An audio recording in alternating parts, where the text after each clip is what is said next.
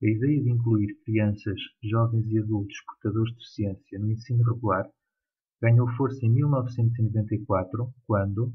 numa conferência organizada pelo Governo de Espanha em cooperação com a Unesco,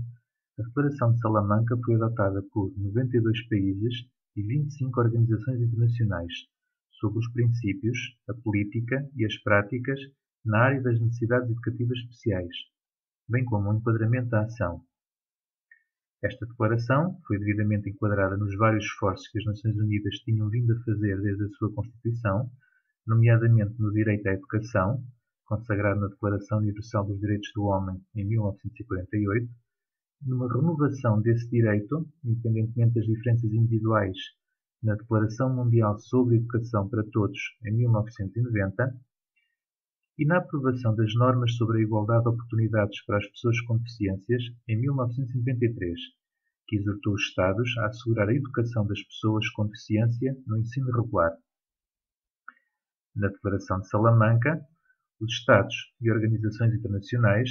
reafirmaram o direito à educação,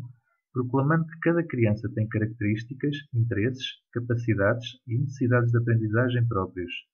olhando para o ensino regular numa orientação inclusiva, como um meio mais capaz, tanto para combater as atitudes discriminatórias,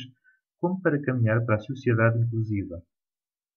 O ensino regular deve assim ser planeado, incluindo as crianças e jovens com necessidades educativas especiais e tendo em vista a diversidade das características e necessidades de cada uma das crianças. As pedagogias centradas na criança são encorajadas para este efeito.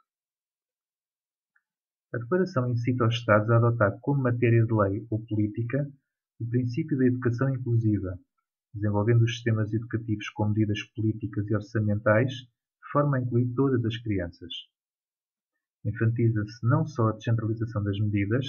nomeadamente nos mecanismos de planeamento, supervisão e avaliação educacional destas crianças, como a participação dos vários atores, pais, comunidade e organização de pessoas com deficiência, em vários processos de tomada de decisão. Sugerem-se também áreas prioritárias: a intervenção precoce,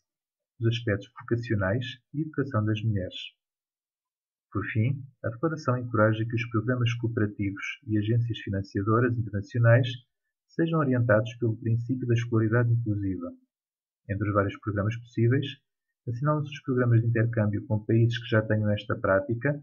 e o fortalecimento entre as ONGs e as entidades oficiais no planeamento, implementação e avaliação das respostas inclusivas.